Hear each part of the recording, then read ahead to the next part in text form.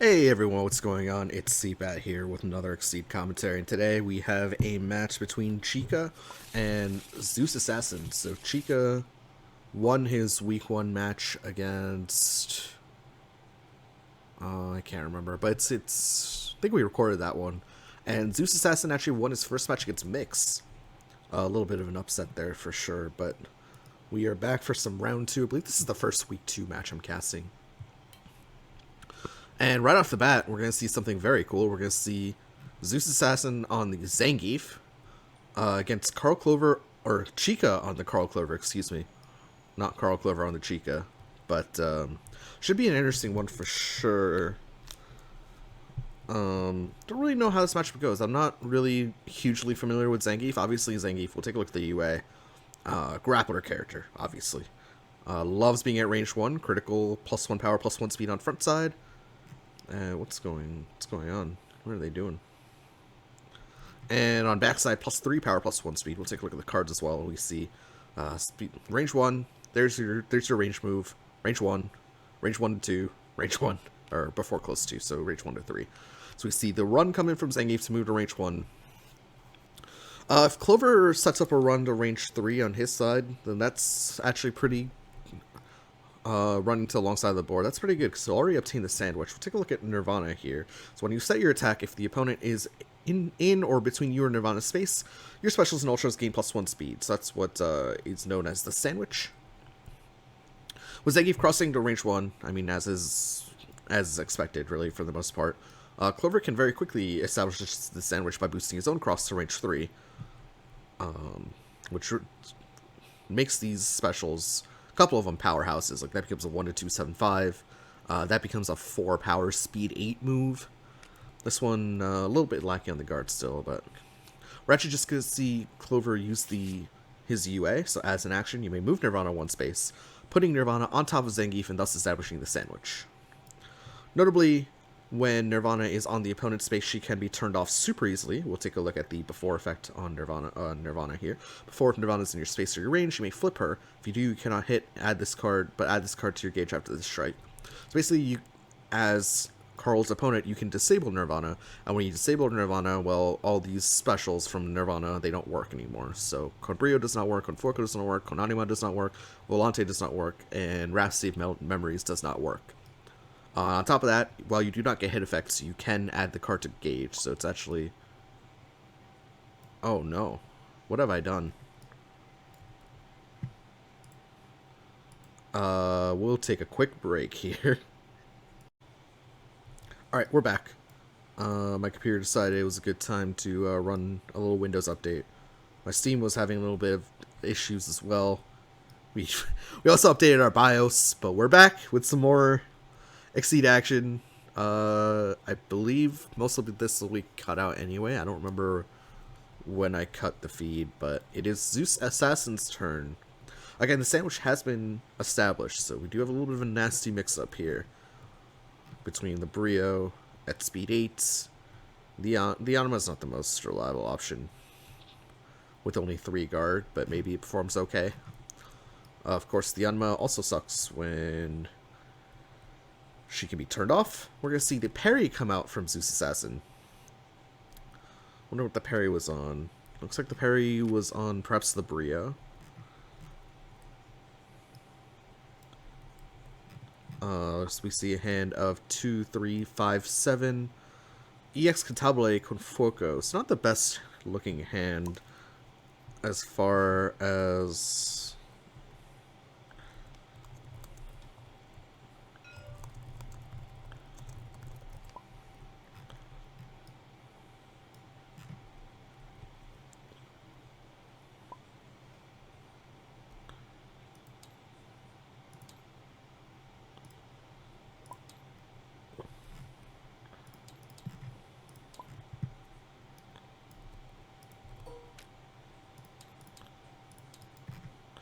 So sorry, it looks like they wanted me to copy the cards, or Zeus Assassin. Chykka gave the okay. I'm not going to promote them just yet, although maybe it'll get a little bit annoying.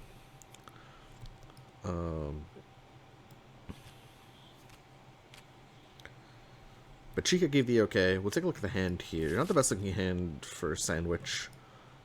Notably, Cantabile is kind of your initiator tool to get into the to get your opponent into the sandwich. And Foco's a little bit too slow here with Clover so close. We're actually going to see the defend boosted. This does make a lot of the ratings, at least Chykka will hit on a lot of the ratings. So obviously, actually no, Chykka won't hit on a grasp still. Oh, that's a pretty low impact rating. But the spike makes the assault hit as well. I don't think Zangief's going to be initiating something and playing a cross, so this spike boost is pretty safe overall, right? Like, you're not going to see a read sweep or read assault and play cross from Zangief, I feel like, so this seems totally fine to keep the no normals in hand at this juncture. Or actually, no, wait, I mean, maybe it's not, because Zangief obviously grappler, so he has a grappler card in SPD. SPD would be somewhat devastating. We're actually just going to see the thick skin boosted, plus 2 armor if we were hit the strike adds to your gauge. So the little bet from Chykka does work out here. But just a reminder that this card would have beaten the sweep if Zangief had the focus. Zangief does not have the focus very clearly, because I feel like that's play is super worth it. Get a gauge in for Zangief, which is super important. You can get your criticals online. But not meant to be. Notably, Zangief's ability does also work on normals as well as specials and ultras. Just something to note there. We see the Fierce now boosted for Chykka, plus 2 power. That is a speed 7 option down. However, Chykka has no EX Cantabile in hand. This Foco is looking pretty dangerous, as is the sweep. Gets teched out by Zeus Assassin. Sorry, I'm still a little bit frazzled from the issues that I was having earlier. But seems like everything's working fine. Tech comes out from Zangief, as I said before. Back to Clover here, but will now boost Light instead. So it's just getting rid of his normals one by one, funnily enough. But this Foco would have been, what, 9 power at speed 5 with a defend boost in play. Not a lot beats that, especially with 1 block down for Zangief. Notably, Zangief does have a stun immune option, but only when it's crit. So with no gauge available for Zangief, this Cone Foco would have looked pretty threatening with that Fierce online. Instead, it's now light boosted.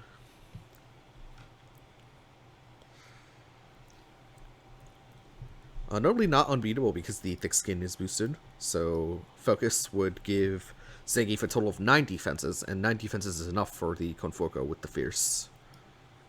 Anyway, back to Zangief here. Zangief will spend 2 force to cross over. It gets out of the Sen. Oh, Jump In. Jump In's in advance. I thought Jump In was a close for some reason, but no, Jump In is the advanced one and draw 3. So Zangief actually takes short side of the board, but leaves the sandwich. Super important there. We'll have to discard 1 card, I believe. Discards the Flying Power Bomb, interestingly enough. That's an interesting discard, but its Flying Power Bomb is more of a late game card with its critical stun immunity, so not needed now for the Zangief. Notably, just if Chykka drew cross, that's just a super safe option here. No, as is the backstep. We're actually going to see the backstep come out. That's now all the normals down for Chykka. Without having to change cards them, and got value out of all of them. Moving to range 5, of course Nirvana is still here, so Nirvana will be able to hit with the Confoco from range 2, but range 5 from Zangief. Zangief will definitely have to spend force to move in.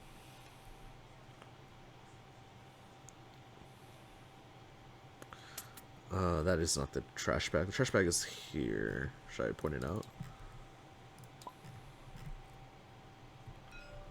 There, I'll just point out the trash bag for him.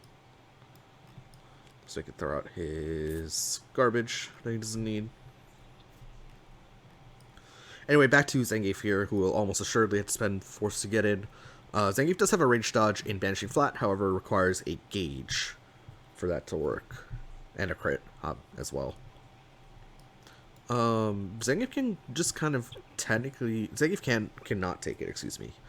So sometimes when Zangief's opponent has weak ranged options, Zangief will just trade the life, especially because he has the 2 armor here. We'll just trade the life, we'll have 7 defenses to close 2 on the banishing flat in a strike, but not possible when we are getting threatened by a speed 6 Confoco that does 6 damage. So Zangief will almost assuredly have to spend force to move in this strike. 1 cross already down. It's actually going to be Siberian Fortitude boosted, so now there's actually 4 armor on the side of Zangief. Notably, this does cost a force to use, but has a close 2 effect on it. Zangief moves to range 3. Back to Chykka here. 4 armor is pretty scary. 1 spike down for Chykka, having been used for the defend boost way earlier. So an option like Cone Anima does not ignore armor, only ignores guard. So actually we're going to see it teched, we're going to see the SPD teched, obviously, because that's just a strictly better boost at this point in time, since it adds to gauge. So we see, looks like Zeus is actually tracking normals. Back to Zeus here, who does have the 2 armor still, but facing down a light boost at range 3. Notably, 1 dive, 1 spike now down for Chykka at this early juncture. Plus the dive was one of the cards drawn here. So there are 4 unknown cards in Chykka's hand alongside the EX Cantabile and the Confoco. Confoco is a little bit of a weird card here because it actually does use 2 force to use now, because Zangief is standing on top.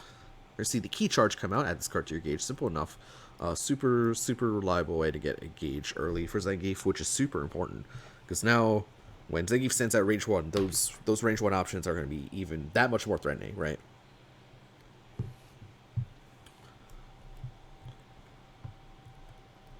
Back to Chykka here.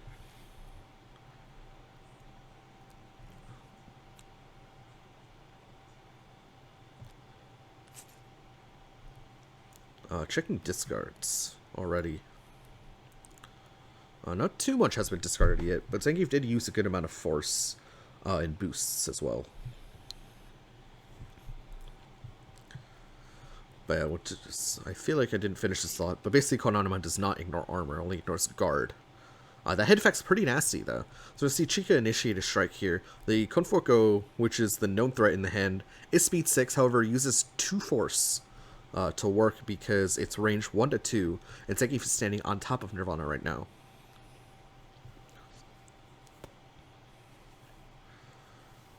Other Nirvana threats are going to be Brio, Anima mix-up. Brio would be speed 10, Anima would be speed 4.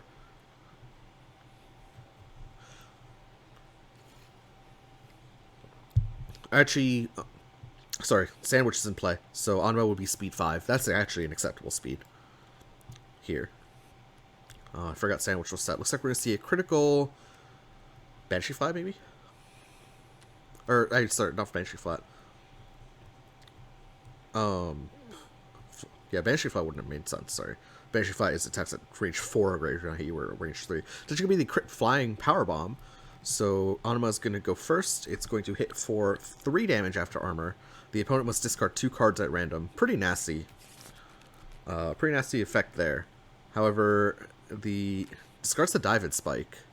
Discards 2 normals that aren't really super important. I guess that's second tech down for Zangief. The spike I don't think is super important. Yeah, it's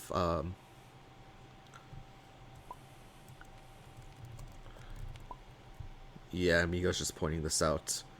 Sandwich gives Nirvana +1 power, so this should be a 4 damage Konanima, not a 3 damage one. And Clover will take 5 damage in response. Okay, game states are set. Thank you to Migo, the Carl Clover god, for fixing that, as he DMs me, still a Carl main at heart.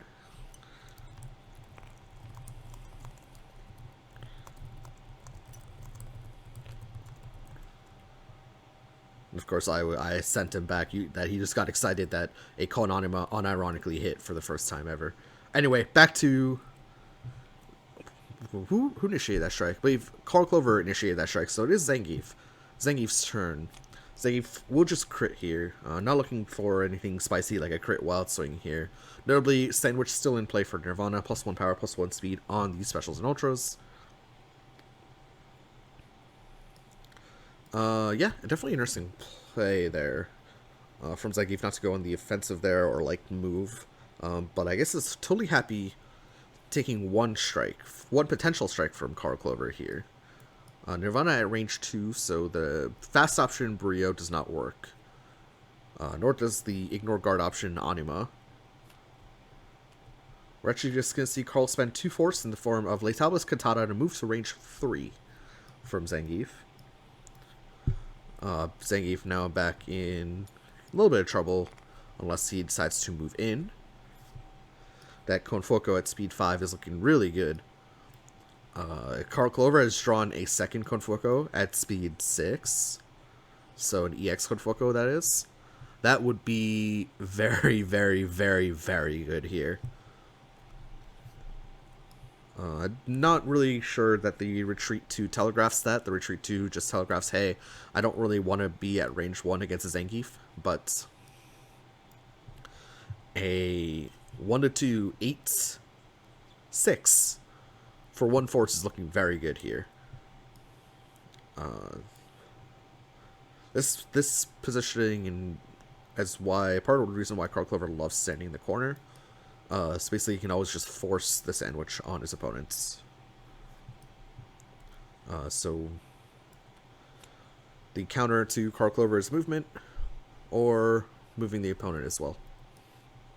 So we see the second copy of SPD boosted. That's a tool that Chykka will no longer have to worry about at range 1, which makes these criticals significantly less scary, right? Because this is your option that beats all the slows, and you do have slow options that beat other slows. Especially when you flip as Zangief, but seeing both SPDs down is Chykka's got to breathe a sigh of relief seeing both of these down boosted so early on in the game as well. Just missing that option from the mix-up, and especially if you're a new player, you do have to be cognizant of when you spend the second copy of a particular card, because that means that you're no longer threatening that card for the rest of your reshuffle. So definitely, I'm pretty sure there's a huge uptick in new players watching the streams, and thank you for watching, obviously. But that's definitely something that you're going to have to watch out for, as the second dive from Carl Clover is drawn, and Tex the Thick-Skinned as well. Back to Zangief here.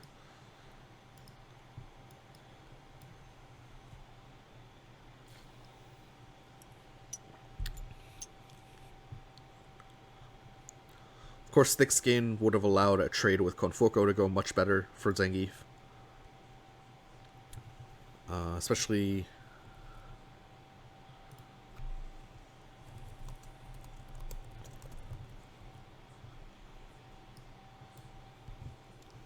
Sorry, I lost my train of thought. Especially a single Konfoko, which would have had 8 defenses. A defend boost is pretty good here for Zangief. Especially if it's paired with the slow. We see Nirvana move up 1. So it feels like a little bit of a pass turn, but of course enables the second Konanima, enables the Konbrio as well, adds those to the mix-up for Zangief to deal with.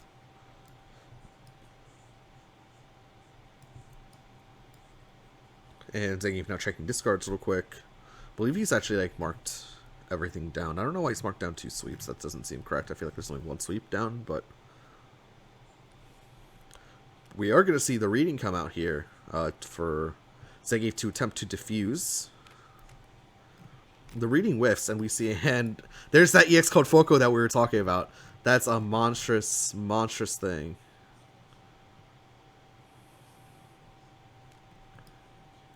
And that's almost assuredly going to be the answer that Chykka throws to this 1 card. Might not stun this card, depending on what was read. However,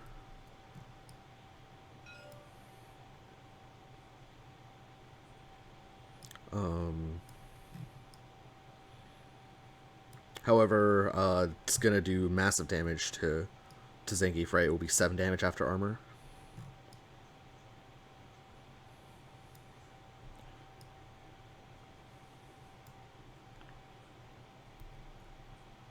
This looks like, I don't know what's going on there.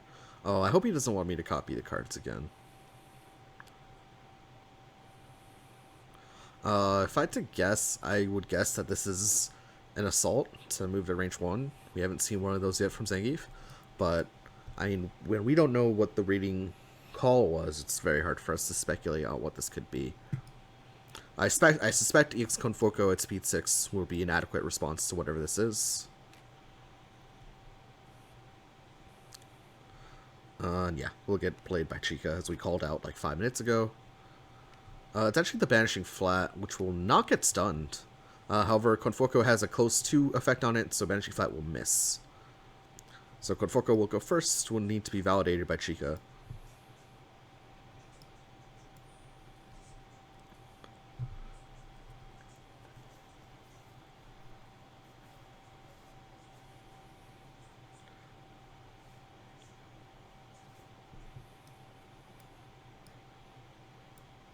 Yeah, Foco definitely the high payout card for Carl Clover. It's the card. It's the card I find myself parrying the most because it's the card I'm most scared of.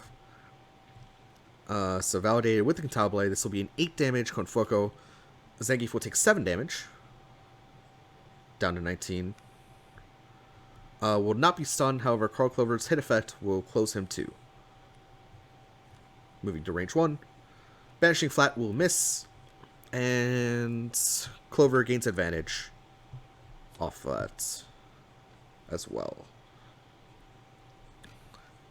So Clover off to an early health lead, notably now staying at range 1 against a Zangief. I'm surprised that wasn't an assault. Oh, I don't want to rewind. We're actually going to see a parry here from Clover, get rid of the normal as well. Notably, you don't really have to get rid of the block at this juncture. Parry works. It was a parry focus. Wow. Second reading now down for Zeus Assassin as well. Back to Zangief here, who again standing at range 1, so representing their critical options, but is out of SPDs. So the block was actually looking pretty safe as an option against Zangief, although block's not the best option here. It was an option just to armor through, get that 3rd gauge. Although gauge not really super critical here, don't think Clover needs to exceed at this point in the game. Exceed side Clovers for when your Nirvana's just in the middle of nowhere. You need to get her somewhere fast. That's when you exceed. Also flips her, but anyway, back to Zangief here. Only 2 cards in hand. Wonder if he thinks one of those 2 cards is good enough to go for a crit Wild Swing or crit card from hand. If it's not, he can go for the crit Wild Swing. Which is a play I've seen Zangief do before. Although last time Zangief had an opportunity to go for a crit Wild Swing, he chose to prepare instead. So maybe this Zangief a little bit more conservative than other Zangiefs I've run into in the past. Zangief also has 11 cards in hand, so there's a chance that the crit Wild Swing would miss, especially if you get like a Banishing Flat. We're actually just going to see a normal strike, no critical, initiated by Zangief. I have no idea what this is. Is it just... like, I don't know what card you would not crit here as Zangief here at range 1. The reason... so there are 2 reasons why you would not crit an attack at range 1 as Zangief. Either A, you really want to build the gauge, and you foresee yourself not needing the +1/+1. Or B, you're not trying to hit, but I don't think it's B, unless Zangief is initiating with a block. We're just gonna see a super late critical there from Zangief. So now this is a crit strike, so we'll have the +1/+1. So what could this be? Is this like a grasp? Maybe at 8 speed to contest Brio? I immediately forgot what the hand was that Carl Clover showed. He has 3 cards that are known to us and 1 card that is not. So I actually don't know what's being threatened on defense here. Maybe Clover just goes for a Wild Swing? Don't think so. I think Clover had a Brio in hand to at least deal some damage. Although the Brio would lose against Grasp. EX Brio would beat everything, obviously, but I don't know if that's a card you want to spend now. Gee, EX Brio, spending EX Brio seems pretty good, but no, we're just going to see the Wild Swing. It's Grasp into Grasp. Chykka will take 4 damage. Clover gets pulled 2. Interesting not keeping Clover at range 1. Notably, Zangief had the option to hit Nirvana here, but that does nothing.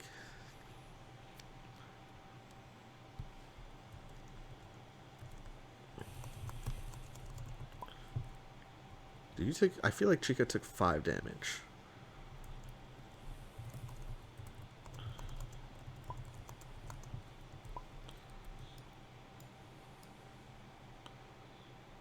Yeah, okay, I think they fixed it. Alright, cool. Chykka, I think, took an extra damage there. It really looked like he did. Anyway, back to Chykka here. Hand mostly known. If the top card's cross, you just strike with cross, right? If it's... You actually probably strike with Brio here in a lot of cases, too. Both focuses are down, and one double Larry is down. So Zangief does have an additional opponent that cannot move you card. However, Brio is just a reliable push 2 here. Worth the 1 force. Yep, Chykka thinks so. Is the Brio. Wild Swing Sweep will miss against this Brio. Chykka will have to validate this first.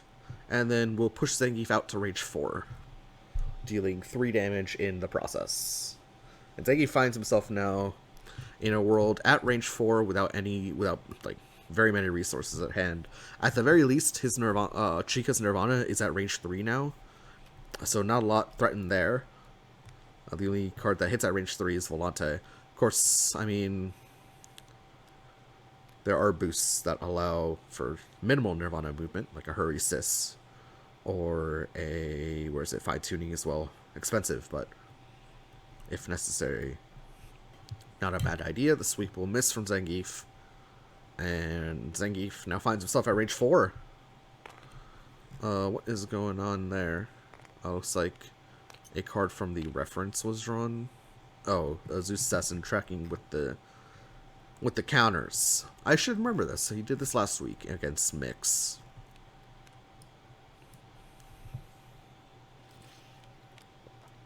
Chykka is a very nice guy. Chykka is now reminding ZeusPegasus13 that the sweep can hit Nirvana. What a nice guy. So, Zangief obviously not stunned in that scenario, dude. Chykka, you just gotta stay silent, man. You're playing Carl Clover. You need all the advantages you can get. But Chykka be a super nice guy and saying, hey, you can hit Nirvana and disable her for the strike. And when Nirvana's disabled, attacks that calculate from range from Nirvana cannot hit. What a nice guy. I would not have done that. I would not have reminded him. I would have just let that sweep go to discard just silently. When you're playing a character on the tier list as low as Clover, or at least in my opinion, I think you want to take every advantage that you can get. But Chykka, too nice for that, wants to win honorably. Allows Zangief to build a second gauge. Just wow, what a nice guy. Notably, Nirvana will be flipped at cleanup of the next strike, so you can't build gauge off a Nirvana that's dead. We'll see the Allegretto boosted from Chykka, +1 speed after Advance Retreat 1. Range 4 options that Clover is threatening here is actually just the dive. Right, yeah, just the dive here. With EX Conforco down the drain and Nirvana disabled at range 3. Looks like prep. Both players building up their resources. Zangief only had 1 card in hand, but Clover in general just needs a lot of resources to function properly, so no surprises there. Back to Zangief, who I anticipate to move in maybe this turn. Can just move in with a crit banishing flat now. We'll take a look at the crit banishing flat card. So attacks at range 4 or greater do not hit you. So this does not include attacks from Nirvana. So an attack from Nirvana here is calculated at range 3, so that would hit Zangief if he chose to play a crit banishing flat. However, with Nirvana disabled, a crit banishing flat is the worst thing in the world. We're going to see Zangief move to range 3. I believe EX Assault is a threat that's up for him at this point in time.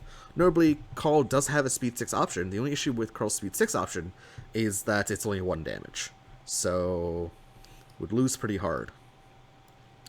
You see the super armor boosted from Zangief here, +1 power and stun immunity. After, if you were hit the strike at the state gauge, Chykka at some point is just going to strike with a speed 7 cross to negate any setup here.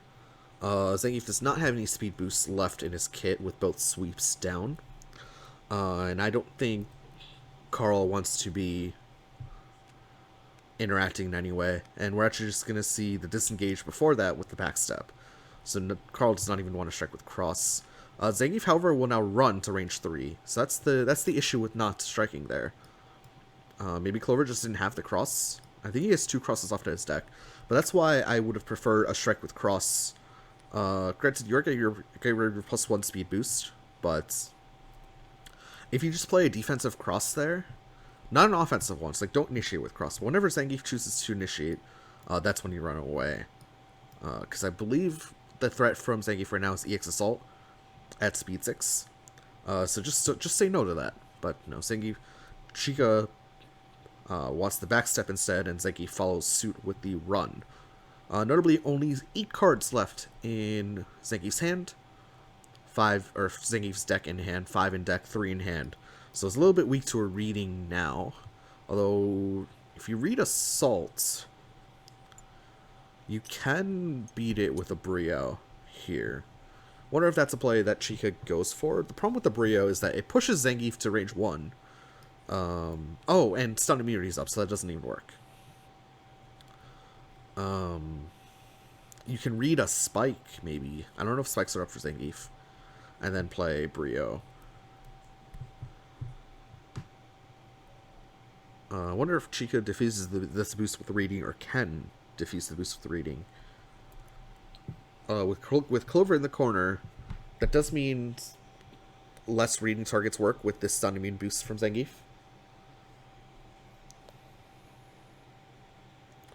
But let's see how Chykka navigates this.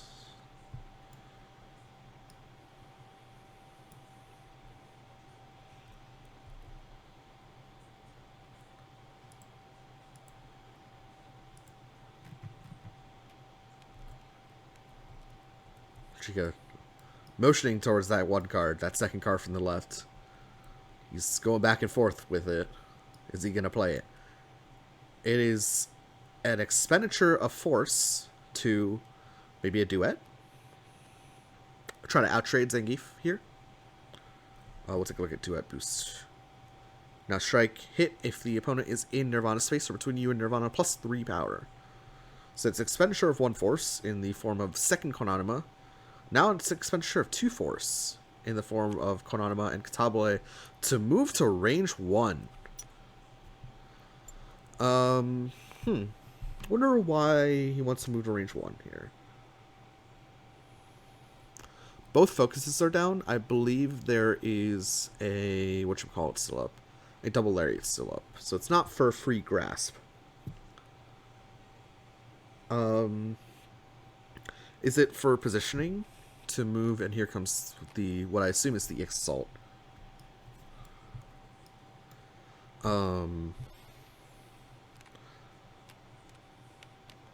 So Chykka plays cross, but still gonna get hit afterward. Is the thing. I don't really understand the. Oh no! Oh, Chykka's too good. I forgot about Allegretto. Oh, Chykka's too good. Oh, Chykka's too good. Wow. It's not often that, like, I feel like Chykka stumps me with a play every single time that I just don't see because I'm not paying enough attention. But the Allegretto has Advance or Retreat 1 on it. And then... So Chykka crosses over and then retreats 3 with the cross. Okay, that was his plan, to move to range 1. Now I see. Okay, so it was strike with cross, it's just, Chykka now just takes the other side of the board. Wow, that was really well played. That was actually extremely well played. That got me. I'll say those plays will get me when I'm not playing, because I'm not actually paying full attention as a normal tournament player would. But that one caught ZeusPegasus13 as well. Very well diffused from Chykka. We're going to see Zangief exceed here. Chooses to pull 0.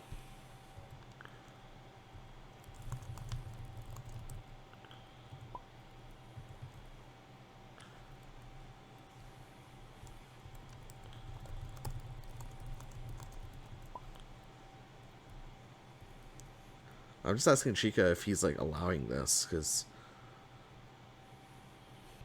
technically Zangief already drew for end of turn.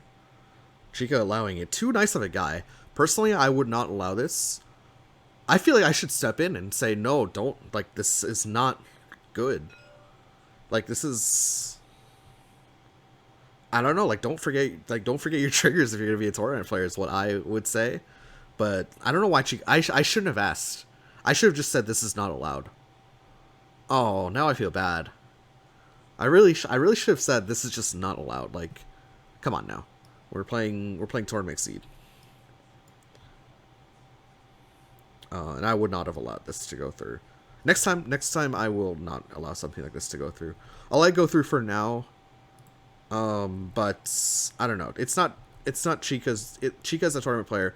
It's not his job to help the opponent out like this, you know? Anyway, Clover now on center. I don't know why Clover wasn't pulled just to here, and why Zangief chose to pull across, but okay.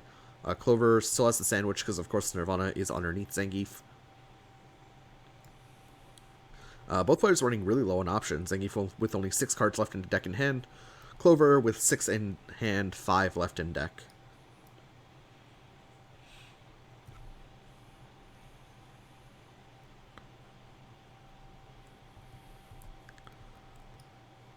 But yeah, feel like for all you people out there, don't, like, it's not being the bad guy to not allow this to happen, right? So don't, like, Chykka's a nice guy, but if you are an upcoming tournament player, don't feel pressured to allow this kind of stuff to go through, because I will be very upfront. I would never have allowed either of those two things that have happened this game to go through. Like, I would not have informed my opponent about turning off Nirvana because they have to read the card. I would not have informed my opponent, or I would not have allowed my opponent to pull me 2 when they've already drawn for EOT. But anyway, Chykka's move here. Boost the Allegretto again, +1 speed after Advanced Retreat 1. Zangief with no crit, however. So we'll take a look at Zangief's critical ability here as we see a reshuffle action performed by ZeusPegasus. But we'll take a look here. If the opponent's at range 1 when you state your attack, it gains critical, +3 power, +1 speed. So it's a pretty expensive exceed size, especially for a character that wants to crit as much as Zangief. But this +3 power is absolutely insane. Chykka gonna use this opportunity to strike here, while the iron's hot, while Zangief has no gauge to work with. I believe second cross is up for Zangief, or for Carl Clover here. So that at speed 7 would put Chykka at range 5 with Nirvana on top. I mean, of course, Zangief can stun out the Nirvana if he's not stunned himself. Which also builds him gauge, which is actually super scary for Carl Clover here. That's one of the reasons why I think Carl Clover is just not a good character. You just get so much free gauge just by hitting the useless doll. Wonder if Chykka goes for a cheeky play like a Rhapsody here. I don't think we've seen a Rhapsody yet. Okay, it is the Rhapsody. It gets blocked. I believe that was a top deck block from Zangief as well. So calculate range from Nirvana. This is actually one of the few times where Nirvana cannot be flipped. Has a hit draw 2 effect after Advanced Retreat 2 as well. Looks like Zangief will spend 2 force in the form of the Ultimate Atomic Buster to negate all the damage. Chykka moves back to range 4 with the 2 afters on his cards. Back to Zangief here. Not a ton of resources here at range 4. Does have an active Nirvana underneath him as well. So I don't think there's a second Brio left for Chykka for the fast option. So the fast option here would be Foko at speed 5. Oh, okay, so actually the card top deck was Run from Zangief, and not the Block. Block was in the deck. Run was top decked for Zangief. Back to Clover here. I believe Clover has a second copy of Run left in his deck to just hop over to here. But staring down the barrel of a critical +3 power +1 speed attack. Notably, Chykka does have a decent idea of what's in the hand of ZeusPegasus outside of the top deck. So maybe he's actually okay with this.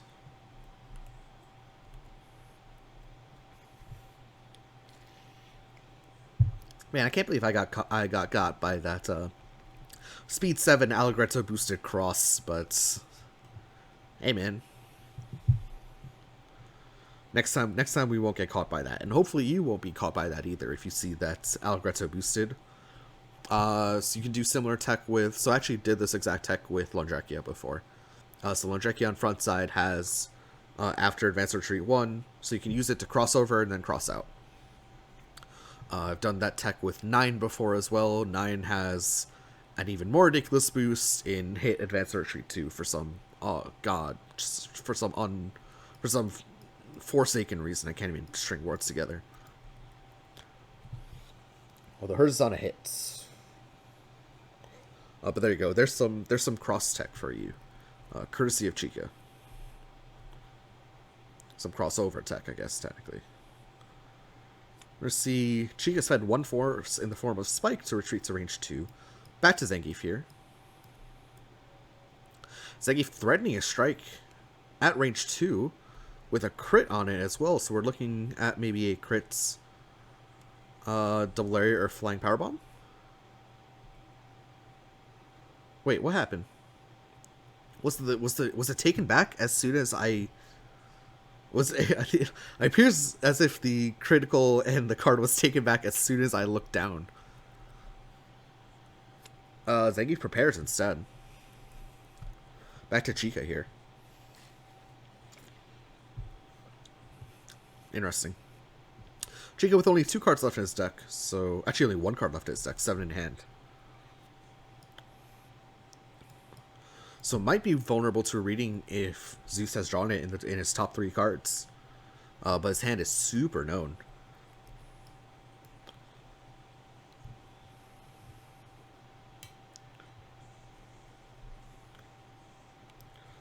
Looks like a parry coming out from Chykka. Parry whiffs. We see a hand of 0-2 SPD, double area, and banishing flat. SPD is back online for Zangief as well after the reshuffle. Something that we harped on a little bit beforehand, but it's important to note for you new players, when your options are down, feel free to reshuffle aggressively. I wonder what crit, I guess he was trying to... ZeusPegasus was trying to crit Lariat to move to range 1? Interesting. Hand is now known for Clover. See, hand of 1-1-2-6 Brio, Laytable's Cantata, and Rhapsody of Memories. So notably... was there anything that could be punished? I feel like nothing could punish the sweep or the block from ZeusPegasus in that scenario, but maybe CCs anyway. Right, so we have 2 readings in the hand, but Clover's in the corner, so you can't like read and play cross or something. You can read and sweep and go 6 for 6, I guess. But no, Zeus Assassin says, let me just spend the sweep to move a range 1. Back to Chykka here. Who does have a bunch of force in his hand, so he can spend force to cross over and move to the other side. Which I don't think is a bad plan. Like, even you can honestly spend 4 force in the form of Laytablis and Rhapsody. Oh, we have cross in hand, you can just run. I was about to say. I am not on top of my game for this one, and it's been a while. I was about to say, spend 4 force to move. But why spend 4 force when you could just spend run? Yeah, that is the high quality commentary that we expect to see on this channel. Clover crosses over, takes alongside of board. Back to Chykka here, or back to Zeus here. Notably, this block can be punished now. Like a read block into sweep might be a play that Chykka considers here. Just forcing Zangief to drop that second block super early on. Maybe Zeus parries something in response to that, though. What would you even parry here? Parry the Brio?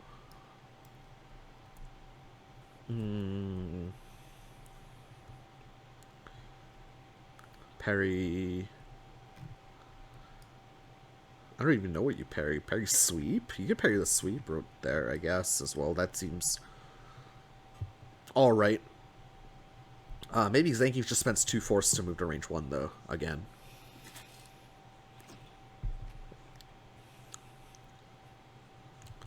Okay, ZeusPegasus is actually going to be initiating a strike. He should be shuffling his hand now, because we know the order of these cards.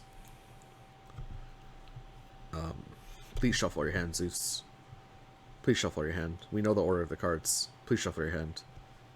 Please shuffle your hand, Zeus. What was the hand again? Like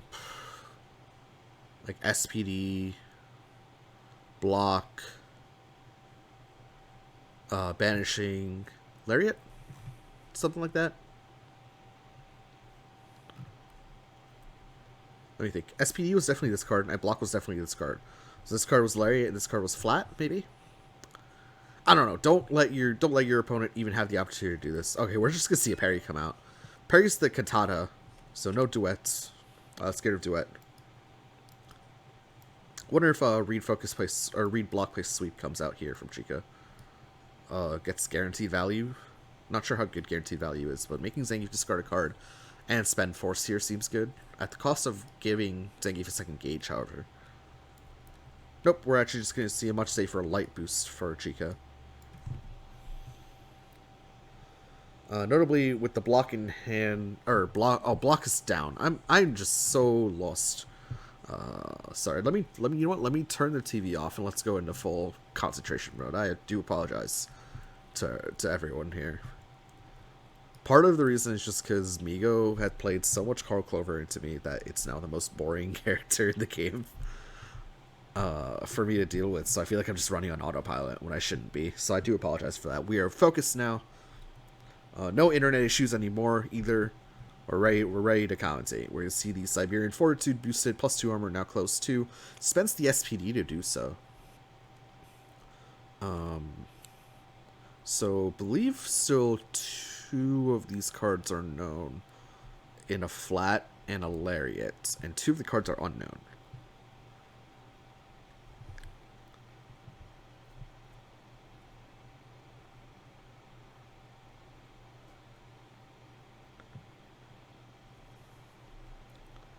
Chykka with the +2 speed, although it doesn't have the best hand to complement the +2 speed, unless he does in these 2 cards, of course.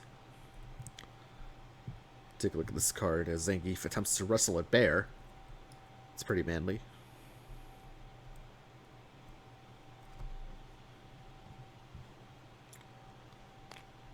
Back to Chykka here.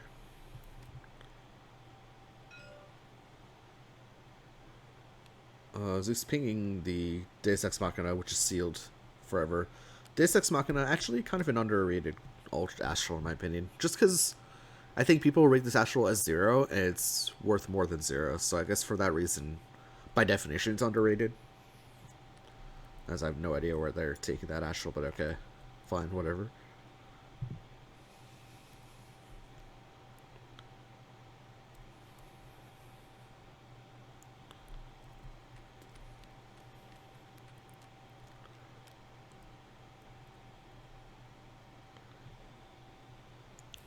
Notably, Chykka can play chicken a little bit, move here, maybe force Zangief to move into the sandwich.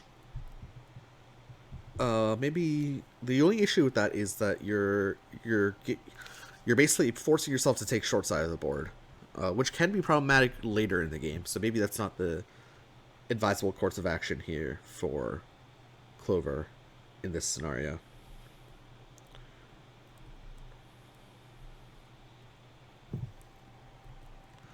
That's definitely a play to consider, I think, for Clover, nonetheless.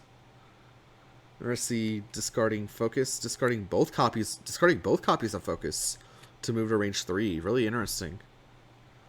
Chykka doesn't not want his focuses to get red now in response, so just drops both of them for essentially 0 value. And EX Focus is a crazy good defensive option, especially into a player that drops their SPDs for Force randomly, right? So we've not seen a single SPD, or not even Force for... So Zeus has been using SPD for Thick Skinned, and this last one was used for Force. So it's interesting to see Chykka drop EX Focus for that into a player that does not really play SPD as a combat card a whole lot. We're going to see a Light Boost matched by Zangief here.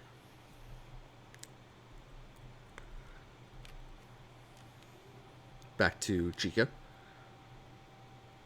Notably one of the 2 unknown cards, so still two unknown cards known in Zangief's hand, alongside the Banishing Flat and the Double Lariat.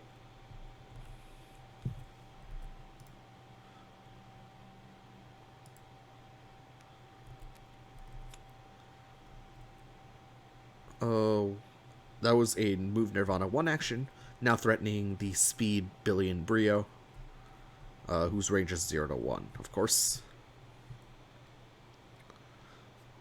Not Speed Billion, but Speed 9. Speed 9's going to beat everything that Zangief throws from here.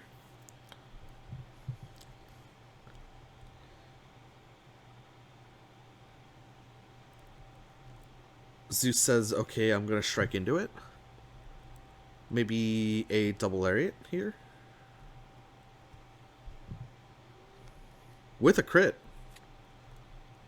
This really feels like the Double Lariat that was in hand. Did Zeus not shuffle his hand afterward?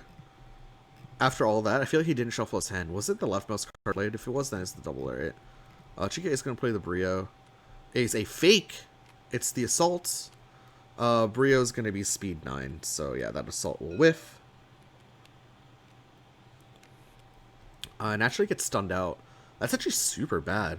That was a fake critical Lariat. Chykka did not respect it because he felt like, I mean, he wanted to get the hit in. And he knew he wouldn't get hit back with the Lariat. Alright, because Lariat only hits 1 to 2.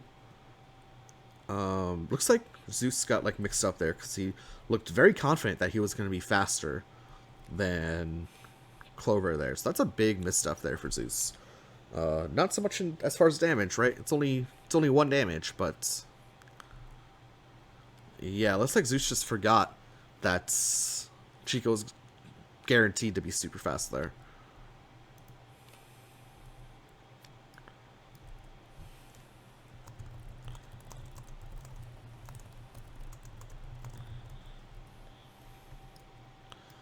Anyway, that was Zangief's initiation. Zangief now at 0 gauge at range 5. So that was like costly mistake. Probably the most costly 1 damage mistake we will see all set. If I was a betting man, I would wager that. Anyway, Nirvana at range 3, so still a little bit out in no man's land. Volante is the only card that hits from Nirvana at range 3. Let's see the... Was that a CC0 from Chykka? I feel like Chykka had 3 cards, unknown cards in his hand. Maybe only had 2. Definitely wasn't a move Nirvana action, because Nirvana was on center this whole time. Whatever. Chykka, we'll just say he prepared. Zangief prepares in turn. Back to Chykka here. Notably, Banishing Flat does no longer have the critical property of a range dodge. So, I mean, there's a free hit for Nirvana here. Or for Chykka here, if he wants to take it. The only problem with the free hit, though, is that... Right, so look, Volante does 3 damage, right? Very baby card. If Zangief plays Banishing Flat, he'll take 3 damage. He'll move to range 2, or move to range 3, and he'll disable Nirvana and get the gauge back. So Chykka, in response to that, actually moves Nirvana closer to him. A play you do not see very often is Nirvana moving away from the enemy, but this is strictly to prevent Banishing Flat from gaining gauge for when he strikes with the Volante. Or a Confoco. Oh wait, No, but there's no Confoco in... No, there's one Confoco in Zangief's hand. So or in Carl Clover's hand. Max one. There's not two. If there's two, there's no need to move Nirvana back because EX Confoco destroys every option that Zangief throws. If there's one, then Zangief can initiate here. And then... Zangief can initiate there and then outspeed the Confoco. And then stun out Nirvana. So in turn, we're going to see Zangief spend 2 force in the form of the known cards in his hand. Namely, the Banishing Flat and the Double Lariat to move to range 3. Back to Clover here. Range 3, 1 assault down for Zangief. Decent odds of drawing the second one, like 20, a little bit more than 20%. Because these 4 cards now are unknown, and I think have been relatively untelegraphed here from Zangief. So we'll say just straight 4 and 19 that Zangief has the second assault in hand.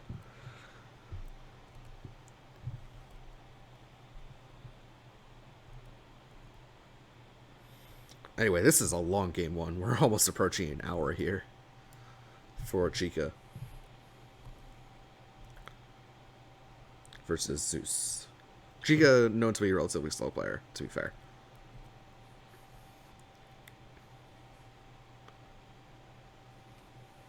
Chykka using the Nirvana action, or the Carl Clover UA to move 1. Zangief immediately strikes, super hard telegraphing that assault. You see how quickly that he struck? Cantabile is looking pretty good here. I wonder if this is a fake from Zangief, however. To bait out a Cantabile? That'd be pretty sweet. Nope, it's not. And actually, Chykka's drawn the second Brio. So this will be a 3-power Brio.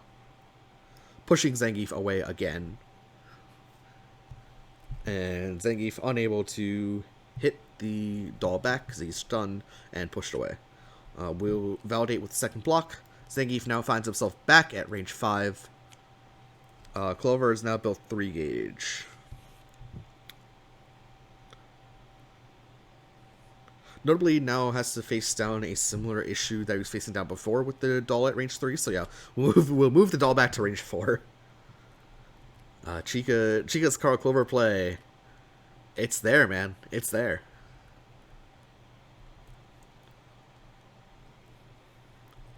He's on top of it. So we see the run boosted from Zangief to move to range 3. Back to Clover, who boosts Fierce at range 2.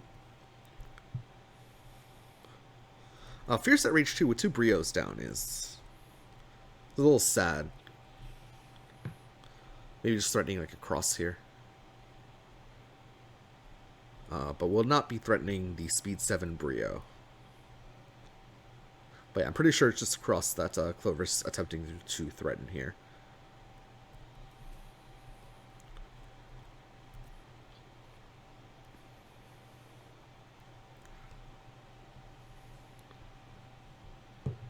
And Chykka kind of strangling the Zangief for resources once that Zangief committed that assault. So we see Clover spend 1 force in the form of the assault to move to range 1. Let's actually go ahead and fix that.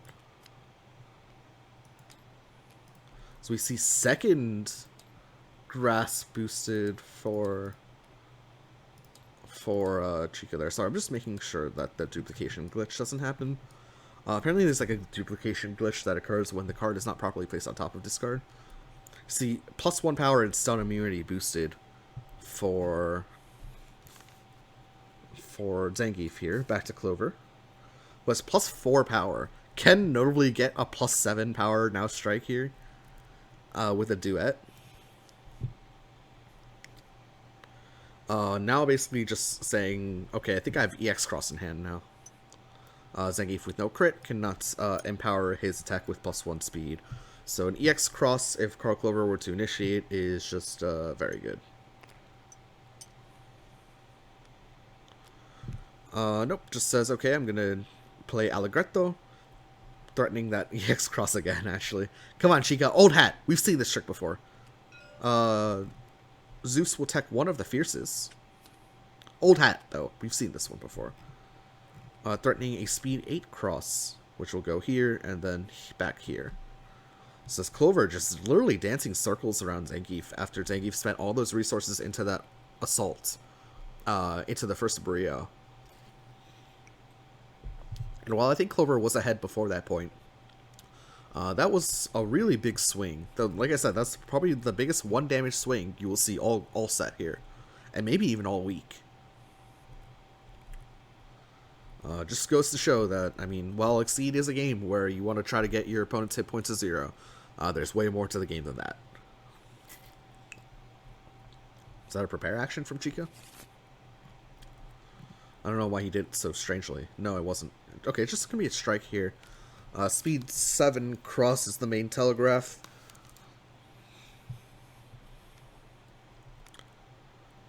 How... It's actually not a Speed 7 cross. It is a Speed 5 Rhapsody of Memories. It's a pseudo cross, right?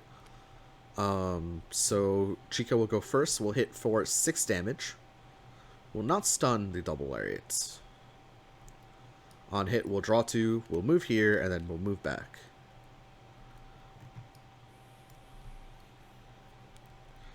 So didn't quite call that correctly, but I mean, same tricks, right? Yep, Zangief takes 6 damage down to 4 HP. We'll cross over 1, do the Allegretto, and then we'll retreat 2 from the Rhapsody. Double lariat will miss. The super armor will go to gauge, however. So at the very least, 1 gauge built for Zangief. Not a whole lot of health to play with as well. Wait, this should be an 8 power.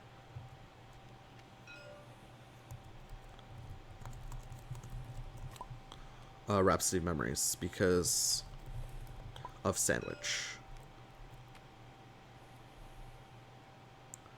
There we go. It's like, why was Zangief in the sandwich now but not before? But no, Zangief was always in the sandwich, so of course we get +1 power. So this was actually a 6-speed Rhapsody of Memories. So yeah, functionally just a cross that does way more damage, draws you cards, spends your gauge to do so, but Zangief now down to 3, his last 3 HP, and Chykka just really strangling out Zangief here with the Clover.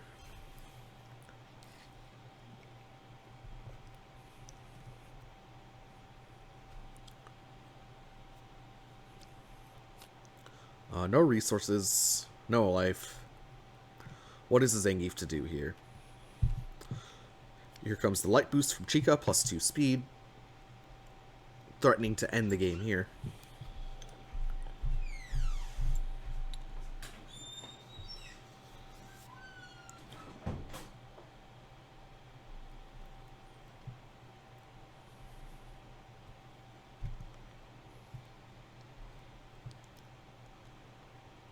Jump in for Zangief, maybe hoping to draw something good. We'll draw 4, draws a fresh hand. Essentially a fresh hand. Man, look at that smile on Zangief. That is some good art. That's really good art. I really like that one. I don't know why they didn't get better art on this one, like an actual aerial shot of Zangief. Maybe because it's too similar to that. Oh, is this the EX Spike? Is this EX Spike? Zangief's only option would be EX Cross. 1 cross down. No spikes down for Chykka, I believe. Wait, this might be EX Confoco. Maybe there is a spike down. This might be EX Confoco.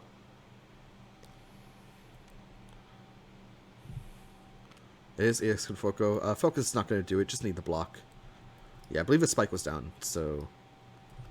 Foco will take game 1. Getting hit by 2 EX Confocos is actually super rough as well. But what can you do? Chykka dominant game 1.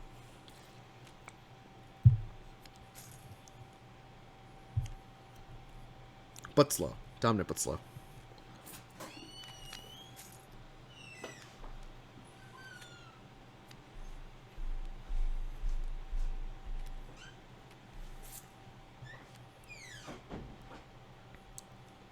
Yeah, actually a super convincing performance there. Just looked like Zeus ran out of resources a little bit towards the end there. And Chykka with the Carl Clover just able to strangle his opponent, keeping Nirvana close to center, moving Carl Clover far away. I mean, as is the strat, but Zangief looked pretty strangled there for resources, and didn't really have much of a shot towards the end there. It looked like. Anyway, that is game 1 to Chykka. This is a best of 3 set. Chykka must repick his character. Zeus can repick Zangief if he wants, or choose from his remaining roster. Notably, in Zeus's upset win over Mix, he did not pick Zangief at all. He went for the Aurier and the Jin, so I wonder if those are characters that Zeus will turn to again. Chykka, on the other hand, has a Carmine, has a Fight, and has a Vega on his roster. It's gonna be the Vega against the Aurier. Let's see if that backside Aurier comes out. Although we all know that it won't. Also, why? Oh, I didn't even realize this ugly board spawned in again. Sorry, Moriarty, but I don't like this board at all. Does Chykka misses the garbage can? Okay, there we go. Take a look at frontside Ori's UA. Strike, your special and ultras have +2 armor. So Season 6 has elective actions that you can't really pair with now strike boosts. So there's a little bit of a choice there that you get to make. Do I want to strike with that, or do I want to strike with maybe a reading or a mix-up, that kind of thing. Vega, on the other hand, did we see Vega before in this tournament? I feel like we did, but I can't remember where. Maybe we haven't yet. Anyway, if you're at the edge of the arena when you set your attack, your specials and ultras have +2 power. Vega's a character that has a very interesting kit. It looks like these... I don't know what's going on here. It looks like these players have made like a bit of a mess. Neither of them is willing to hit the start turn button. Zeus Assassin, I believe, can decide to go first or second. We see like an incomplete reference for Vega, which is kind of lame because I kind of want to talk about its cards a little bit. We'll just do it from memory. Basically, we have a fast here when crit. This is like a speed 6 dive. Dive-like, excuse me. Flying Barcelona is your long-range attack for when you're in the corner. We'll take a look at that before. Advance as far as possible in close 1. So that's your long-range attack. Here's your mid-speed that hits mid-board as well. Here's your fast. Gets faster.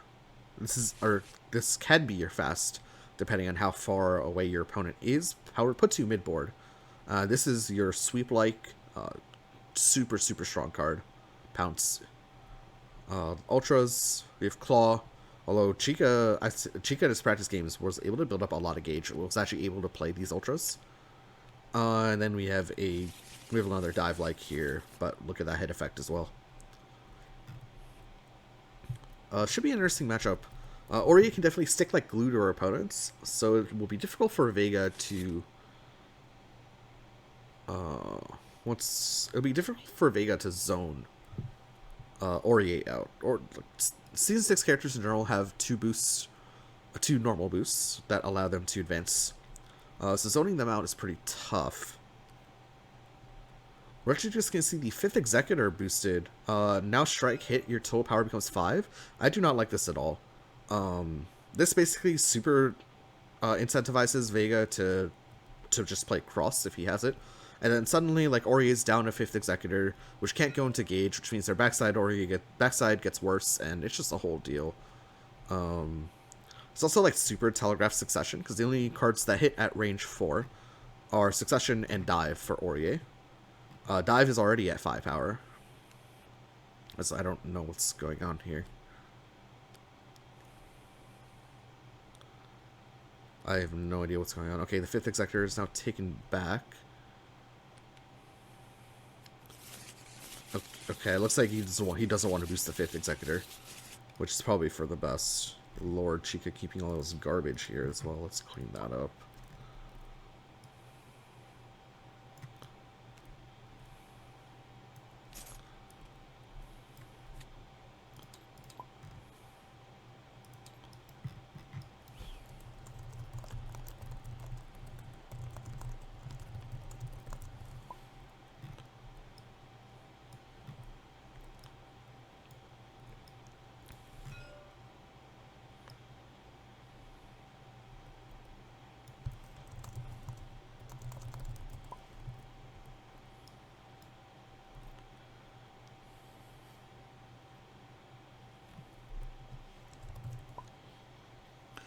Looks like Ori is still deliberating on a turn 1 move. Her Rage 4 options again are Succession, which is just this god-awful card. Like, trade's okay, I guess, but just like, meh.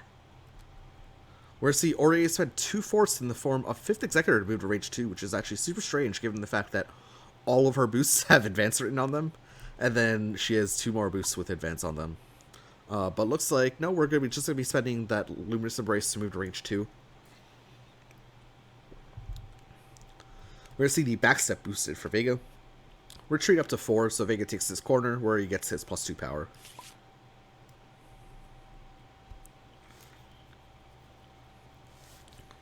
Ori will almost assuredly have to move in again, whether that be with a boost this time, or spending force, or what have you. Notably, Succession actually does perform better in this matchup than it does into other matchups, because it does have a pull trigger on it. So in theory, it can pull Vega out of the corner. But, meh. I think is the best way to describe that card. Although we did see last week defensive actually matter for ZeusPegasus, allowing him to play an 8 defense Rest in Peace, which actually totally mattered. So that was pretty cool. But definitely a middling card at best outside of that very niche use of beating like a +2 power EX Assault. And also taking no damage from it. But anyway, back to Ori. Don't want to get too distracted here. Ori will just prepare. Vega has a turn in the corner here. Notably, no gauge or anything.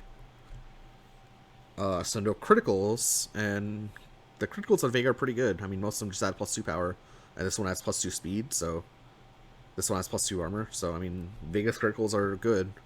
Vega, a character that wants to do a lot of things, doesn't really get to do all of them, unfortunately.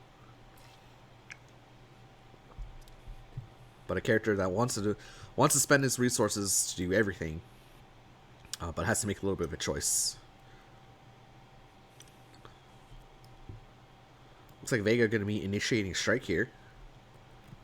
We're looking at a Scarlet Terror that's a 1-2-5-6. Are we looking at a Sky High Claw, which is a little bit of mid speed here, at 1-6-3? We're looking at a Pounce, which does not have the armor, but has 7 power. We're actually looking at a block, and Ori crosses out, says, I don't want to deal with the mix-up, and I'd much rather be at range 7. That is spicy. That is a spicy Ori play that I did not expect. I mean, like I said, Ori has a billion advances, so she's probably going to be back at range 4, range 3. In the future, Vega initiating block just to build that gauge for future critical. Notably, doesn't have the claw in hand, which would make all of his attacks critical anyway. We're going to see the aerial leap come out, advance 4. Ori back to range 3.